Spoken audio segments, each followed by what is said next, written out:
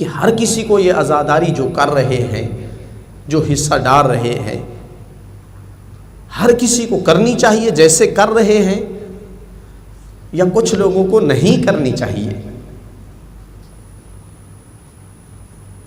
یہ بات بھی آپ کئی جگہ سنیں گے، سنی ہوگی کہ اس طرح کی عزاداری نہیں کرنی چاہیے. ادھر سے عزاداری کرتا ہے، ادھر سے نماز نہیں پڑھتا، عزاداری کرتا ہے سود کا مال بھی کھاتا ہے، عزاداری کرتا ہے حج واجب ہے نہیں کرتا. کہا جاتا ہے یا نہیں؟ کہا جاتا ہے. اچھا، یہی بات نماز میں کیوں نہیں کہی جاتی؟ کئی ایک نمازی سود کا مال کھاتے ہیں یا نہیں؟ جی، کئی نمازی ایسے ہیں جن پر حج واجب ہے نہیں کرتے ہیں.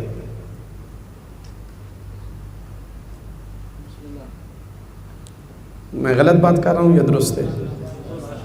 تو پیمانہ ایک ہی ہونا چاہیے نا، کہ بھائی آپ سود کا مال کھاتے ہیں، نماز نہیں پڑھنی چاہیے آپ کو. آپ نے روزے نہیں رکھے ہیں، آپ حج پہ کیوں جا رہے ہیں؟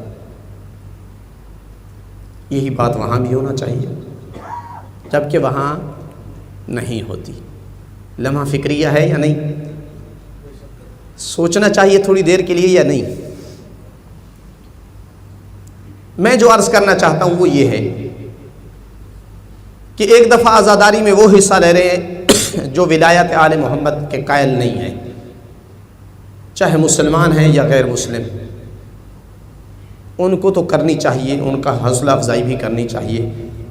ممکن ہے کبھی ان کو اللہ ہدایت دے دے، اگر نہ بھی دے تو مظلومیت مظلوم کربلا کا پرچار ہو رہا ہے، ہونے دے.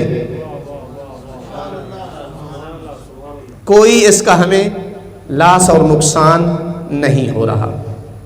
بات ہے ان کی جو ولایت آل محمد رکھتے ہیں.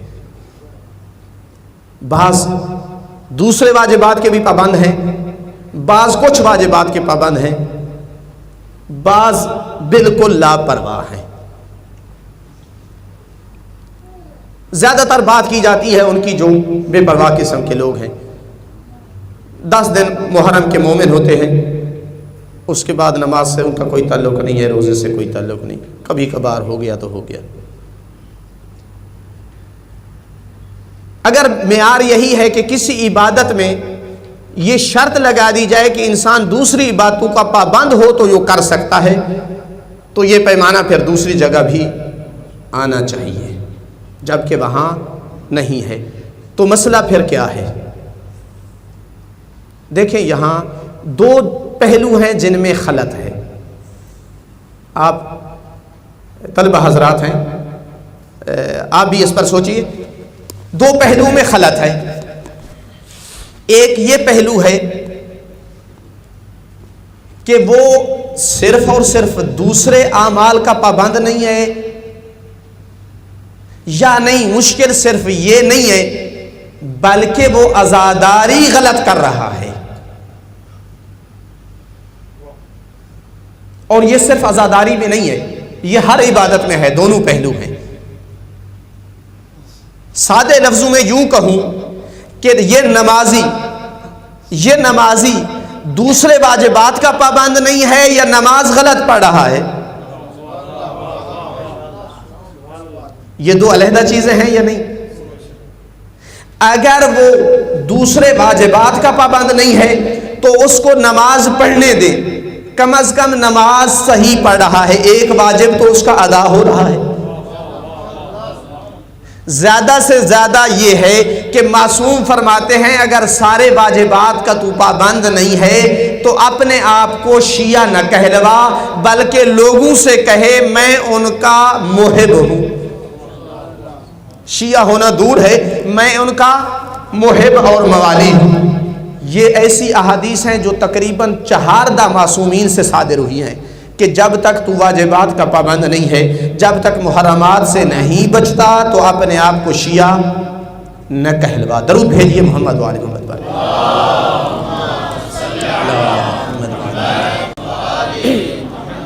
حدیثیں بہت ساری ہیں، ایک دو حدیث چھٹے امام سے ایک فرمان ہے، تفصیلی ہے، فرماتے ہیں اگر تم میں سے کوئی امانت میں خیانت نہیں کرتا، ادا کرتا ہے، جب بات کرتا ہے تو سچ بولتا ہے، لوگوں کے ساتھ ان ہیلپ اور ان کو مدد دیتا ہے، ایسے آدمی کو جہاں بھی جس جگہ بھی کوئی آدمی کہتا ہے کہ یہ جعفری ہے یسرنی، تو میرا دل ٹھنڈا اور خوش ہوتا ہے۔ وَإِنْ كَانَ غَيْرَ ذَلِكَ، اگر اس کے علاوہ کچھ ہے، امانت میں خیانت کرتا ہے، بات کرتا ہے تو جھوٹ بولتا ہے، غریب اور مسکینوں کی ہیلپ نہیں کرتا، جب اس کو جعفری کہا جاتا ہے تو یہ اس کی ہم پہ مصیبت اور وبال بن جاتا ہے۔ اس طرح کی بہت ساری حدیثیں ہیں، کونوا لنا زینا ولا تکونوا لنا شینا، اگر سچے شیعہ ہو تو ہمارے لیے باعث زینت بنو، باعث ننگ و عار نہ بنو۔ دستک ہوئی دروازے پر، کون آپ کے شیعہ ہیں؟ مولا علی نے دروازہ کھولا، دیکھا، کہا کیسے تم کہہ رہے ہو میرے شیعہ ہو؟ کیوں بولا؟ کہا میرے شیعہ کی پیشانیوں میں سجدے کی علامتیں ہوتی ہیں۔ وہ تو اس طرح کے شیعہ چاہتے ہیں، شیعہ وہ کہلوائے جو واجبات کا پابند ہو۔ یہ ہر عبادت میں آئے گا، جو بھی اپنے آپ کو شیعہ ظاہر کر رہا ہے اس پر لازم ہے کہ شیعہ کہلواتا ہے تو تمام واجبات کی پابندی کرے، نماز پڑھ رہا ہے تو روزہ بھی رکھے، حج واجب ہو گئی ہے تو وہ بھی ادا کرے، حرام کاموں سے بچے، رزق حرام سے بچے۔ یہ صرف عزاداری میں نہیں، ہر جگہ یہ بات آئے گی۔ لہٰذا اگر کوئی واجب ایک واجب ادا کر رہا ہے، دوسرے کو چھوڑ رہا ہے، تو اس کے لیے یہ نہ کہا جائے کہ تجھے نماز میں کوئی فائدہ نہیں، کم از کم اپنا وہ واجب ادا کر رہا ہے وہ کرنے دے۔ زیادہ سے زیادہ اسے کہا جائے کہ آپ اور ہم کو شیعہ کہلوانے کا حق تب ہے جب ہم تمام واجبات کی پابندی کریں۔ لہٰذا اگر کوئی عزاداری صحیح کر رہا ہے لیکن اس کے اندر دوسری خامیاں ہیں تو اسے مت کہا جائے کہ تم عزاداری نہ کرو، کم از کم یہ عبادت انجام دے رہا ہے۔ اس کو کہا جائے بھائی جان تو کتنا اچھا موالی اور محب آل محمد ہے، عزاداری میں کتنا بڑھ چڑھ کر حصہ لے رہا ہے، کوشش کر دوسرے اپنے واجبات میں بھی اپنے آپ کو پابند بنا تاکہ تو سچا شیعہ علی میں سے بن جائے۔ درود بھیجیے محمد والے محمد۔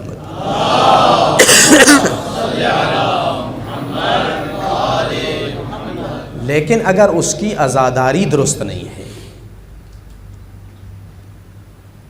تو پھر کہا جا سکتا ہے کہ اس عزاداری سے عزاداری نہ کرنا افضل ہے۔ اور یہ بھی پیمانہ، یہ بھی کسوٹی صرف عزاداری میں نہیں ہے، یہ ہر جگہ آئے گی، نماز میں آئے گی، روزے میں آئے گی، حج میں آئے گی۔ قرآن نے نمازیوں کے بارے میں نہیں کہا ویل للمصلین الذین هم فی صلاتہم ساہون، ویل اور ہلاکت ہے ان نمازیوں کے لیے۔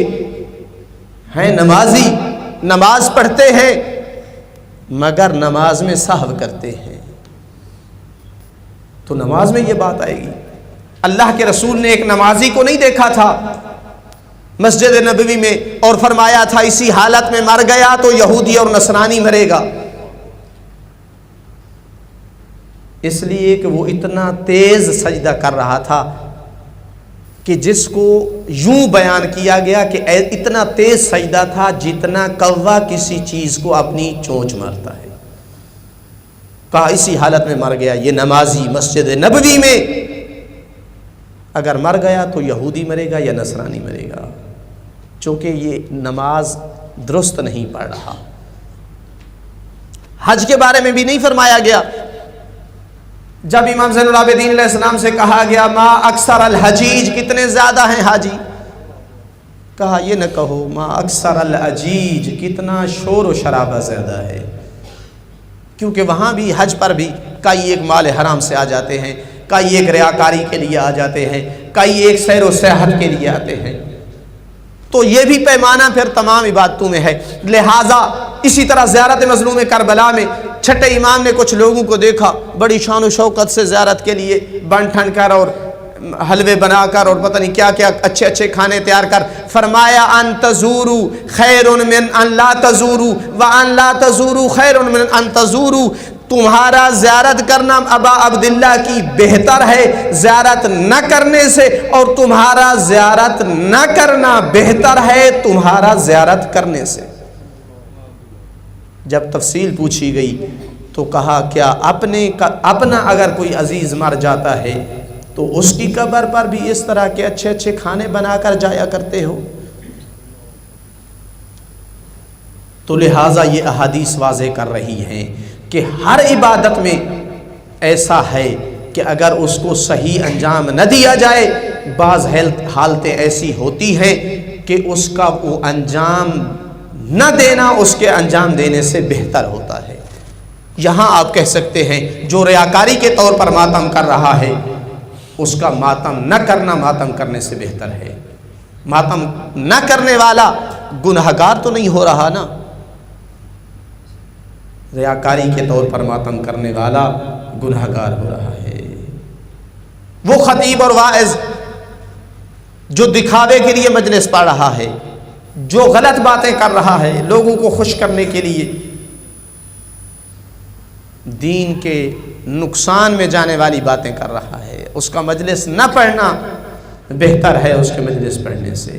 وہ بانی جو اپنی شہرت کے لیے، اپنا نام بنانے کے لیے رزق حرام کما کر مجلس کروا رہا ہے، اس کا ایسا نہ کرنا اس کا ایسا کرنے سے بہتر ہے۔ اس حرام مال کو ان کے اصحاب کی طرف پلٹا دینا بہتر تھا اس حرام مال سے مجلس حسین بپا کرنے سے۔ درود بھیجیے محمد و آل محمد۔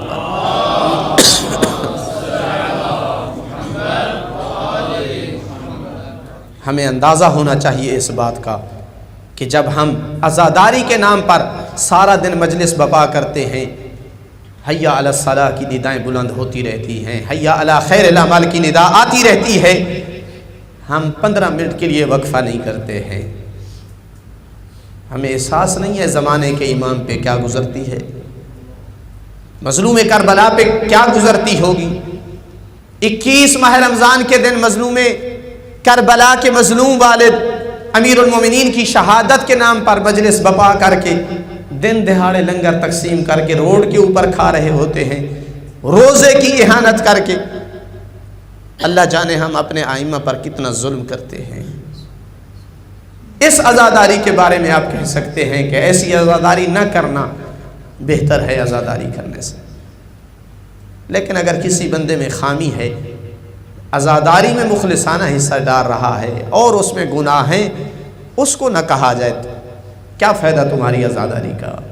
اسے کہا جائے جس طرح تو عزادار ہے مظلوم کربلا کا، جس طرح عزاداری میں تو مخلص ہو کر حصہ ڈال رہا ہے، کوشش کر اپنے دوسرے اعمال میں بھی ایسا ہو جا۔ درود بھیجیے محمد و آل محمد۔